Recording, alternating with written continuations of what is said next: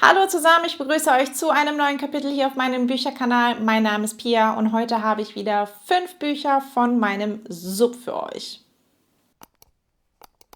Es gab wirklich lange Zeit kein 5 vom Sub-Video mehr und deswegen dachte ich, machen wir das heute einfach mal wieder. Ich habe 5 Bücher von meinem Sub rausgesucht, die ich euch so ein bisschen vorstellen möchte. Sinn und Zweck dieser Videoreihe für mich ist es, mich selber wieder so ein bisschen neugierig auf diese Bücher zu machen, ehrlich gesagt, weil meistens stehen sie ja einfach dann irgendwo und man guckt sie sich nicht mehr genauer an. Wenn ich mir dann für diese Videos aber nochmal die Klappentexte durchlese und nochmal gucke, was da so passiert, dann bekomme ich immer wieder Lust drauf und vielleicht greife ich dann doch endlich mal zu diesen absoluten Subleichen. Wir legen los mit einem Buch, das wirklich schon sehr lang bei mir auf dem Sub liegt. Und zwar ist das Splitterherz von Bettina Belitz. Und bei diesem Buch habe ich so lange überlegt, ob ich es nicht aussortieren soll, auch weil ich nicht extrem viel Gutes darüber gehört habe.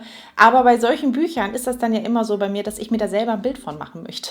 So, ist das wirklich so schlecht oder haben die anderen nur keine Ahnung? Ich glaube, das ist der Auftakt einer Trilogie und ich würde jetzt vom Lesen des Klappentextes dieses Buch dem Genre Paranormal Romance, gibt es da nicht einen Begriff für? Zuordnen. Denn es geht hier um Elisabeth und Elisabeth ist von Colin fasziniert. Er hat irgendwie so eine ganz dunkle Ausstrahlung.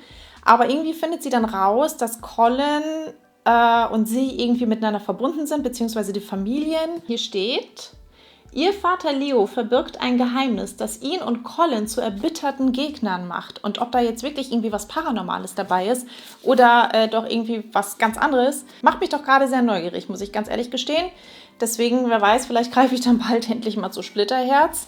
Wenn es jemand von euch gelesen hat, schreibt mir nicht gerne in die Kommentare, was genau es jetzt ist, also worum genau es da dort geht. Aber ob es euch gefallen hat, das würde mich mal interessieren, weil ich, wie gesagt, da auch sehr viele gemischte Sachen drüber gelesen habe. Dann habe ich hier ein Buch von Ursula Poznanski und zwar 5. Das ist ja der erste Teil. Ich glaube, es ist auch eine Reihe, aber ich meine, es ist eine Reihe. Sonst schreibt Ursula Poznanski ja eher für Jugendliche, aber das hier ist ihre Reihe für Erwachsene, also ihre Krimi-Thriller-Reihe für Erwachsene.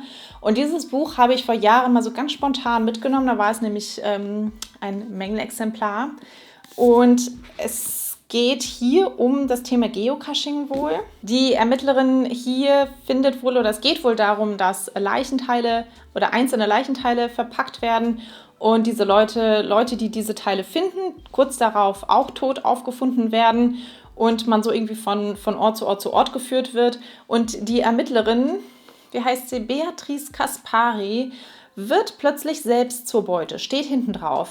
Mehr weiß ich nicht, ehrlich gesagt. Ich weiß auch gar nicht, wie viele Bände es jetzt mittlerweile dazu gibt.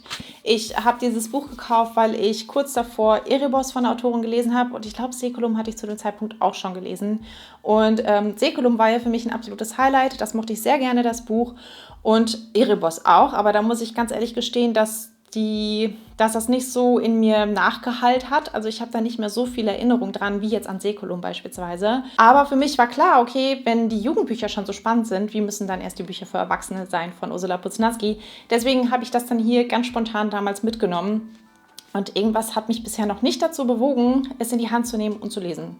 Was genau, keine Ahnung. Aber ich glaube, es wird spannend.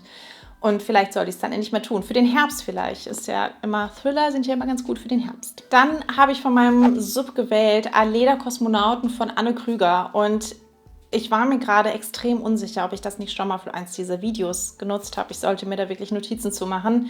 Ich glaube aber nicht. Das ist ein Buch, das ich damals, als ich es in der Vorschau gesehen habe, kurz bevor es erschienen ist, auf meine Wunschliste gesetzt habe und wusste, das möchte ich unbedingt lesen. Es hat mich einfach sofort angesprochen. Und ich glaube, es geht halt hier darum, dass die Protagonistin Mathilda irgendwie so ein bisschen struggelt mit dem, was sie eigentlich vom Leben will. Also hier steht zumindest, dass sie als Kind, also es geht halt erstmal darum, als Kind wollte sie Kosmonautin werden und sie hat wohl auch irgendwie für Juri Gagarin total geschwärmt. aber hat dann festgestellt, dass sie nicht schwindelfrei ist und sich daher als Astronautin nicht wirklich eignet. Und hier steht, dass sie jetzt heute, Ende 20, wo das Buch dann spielt, auf der Suche nach einem erfüllten Leben ist. Und ich finde, mit dieser Frage oder beziehungsweise nach dieser Suche nach einem erfüllten Leben kann sich jeder irgendwie mit identifizieren, oder? Also irgendwie möchte doch jeder ein erfülltes Leben haben. Und vor allem ist auch immer die Frage so, was ist denn ein erfülltes Leben? Was macht wirklich glücklich im Leben? Und was brauche ich, um ein erfülltes Leben zu haben, um wirklich glücklich zu sein? Und ja, auch mit dieser Frage habe ich mich sehr, sehr lange beschäftigt. Und trotzdem habe ich nicht zu diesem Buch gegriffen, weil es mir nämlich in dem Moment gar nicht so bewusst war, dass es wirklich darum geht. Beziehungsweise muss ich auch gestehen, dass ich dieses Buch überhaupt gar nicht auf dem Schirm gehabt habe zu dem Zeitpunkt. Das ist erschienen 2015, also es ist schon eine ganze Weile her. Und damals habe ich es dann auch, ich glaube, ich hatte es mir irgendwie zu Weihnachten oder zum Geburtstag oder so gewünscht. Heißt, seit 2015 liegt dieses Buch bei mir auf dem Sub. Ist schon eine ganze Zeit und es muss endlich mal gelesen werden. Vor allem sieht es auch so hübsch aus, wie ich finde. Ich mag die Farben total gerne. Das nächste Buch habe ich glaube mal in einem Bücherschrank entdeckt, aber dieses Buch stand schon vorher ewig auf meiner Wunschliste. Deswegen hatte ich mich damals total gefreut, dass ich es in den Bücherschrank entdeckt habe. Und zwar ist das Geheimnis der Schwimmerin von Erika Swyler. Und das ist ein Roman, in dem es darum geht, dass die Frauen in der Familie des Protagonisten anscheinend häufig ertrinken. Und zwar immer am gleichen Tag, immer am 24. Juli.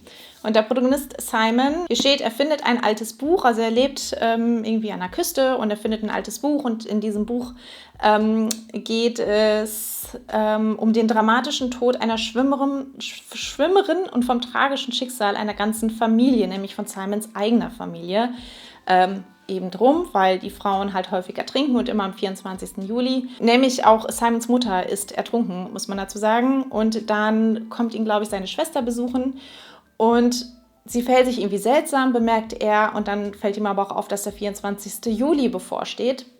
Kein gutes Omen wahrscheinlich, aber was das Ganze jetzt hier damit auf sich hat, das finde ich halt total spannend und ich finde, es klingt einfach so gut, auch so diese Frage, so was ist denn das für ein Buch, das er da findet? Also wenn man schon ein Buch findet über seine eigene Familie, das ist ja schon so ein bisschen strange und wo kommt dieses Buch her und was hat es jetzt damit auf sich, dass die Frauen ertrinken und immer am gleichen Datum? Also das finde ich schon extrem spannend. Deswegen hat mich das Buch damals auch so angesprochen. Habe es auf meine Wunschliste gesetzt und wie gesagt, große Freude, als ich es dann im Bücherschrank gesehen habe und jetzt gerade habe ich extrem Lust, dieses Buch zu lesen. So, beim nächsten Buch, da habe ich überhaupt gar keine Ahnung, worum es geht. Aber ich weiß, es ging nämlich eine Zeit lang extrem durch Booktube. Man hat sehr, sehr viel gesehen, auch ich habe auch sehr viel irgendwie, oder ich habe nicht darüber gelesen, aber ich habe halt sehr häufig gesehen, dass es auch auf Blogs erwähnt wurde. Und zwar ist das Die Gestirne von Elena Catton. Und das ist jetzt schon eine ganze Weile her. Und ich habe irgendwann dann mal, so vor 3 Jahren war es, glaube ich, oder vor 2 Jahren, dieses Buch als Mängelexemplar gesehen und habe es mitgenommen. Und mich haben so diese positiven Stimmen darüber sehr, sehr neugierig gemacht. Und ich möchte es auch immer noch unfassbar gerne lesen. Aber die Dicke dieses Buches ist halt schon echt einschüchternd, muss man ganz ehrlich sagen. Stehen ja keine Seitenzahlen. Ach, da oben. Ja, es hat 1000 Seiten und auch hinten drauf steht halt auch echt nicht viel über den Inhalt, also jetzt so hinten drauf. Es geht um 2 Liebende, die einander umkreisen wie Sonne und Mond. Und ich meine gehört zu haben, dass es auch mit der Art des Erzählens irgendwas mit den Zyklen auf sich hat, mit den Gestirnen. Ich weiß, ich kann es nicht mehr zusammenkratzen, ehrlich gesagt, aber irgendwie... Ja, weiß ich nicht. Irgendwie soll das wohl auch was ganz Besonderes sein und deswegen wollte ich es damals unbedingt haben. Neuseeland zur Zeit des Goldrausches, okay. Ich hätte mir auch mal das Innere der Klappe durchlesen können, dann hätte ich da mehr drüber gewusst. Okay, also hier steht, dass im Jahre 1866 jemand in einem Hotel auf eine Versammlung von 12 Männern trifft.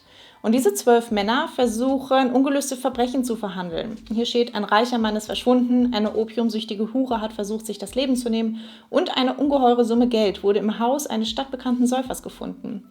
Moody, also der Typ, wird bald hineingezogen in das Geheimnis, das schicksalhafte Netz, das so mysteriös ist wie der Nachthimmel selbst. Klingt sehr, sehr spannend, wie ich finde. Okay, und da frage ich mich jetzt, was hat es jetzt mit dieser Liebesgeschichte auf sich? Das klingt jetzt gerade nicht wirklich nach einer Liebesgeschichte. Gut. muss ich es dann wohl mal lesen. Da muss ich einfach mal ausblenden, dass das Ding hier 1000 Seiten hat. Und wenn das einer von euch schon gelesen hat, schreibt mir das gerne in die Kommentare, ob es sich lohnt. Das waren 5 Bücher von meinem Sub. Ich freue mich wie immer sehr darauf, von euch zu hören. Vergesst nicht, dem Video einen Daumen nach oben zu geben. Und dann sehen wir uns hoffentlich nächste Woche wieder. Bis dann. Tschüss!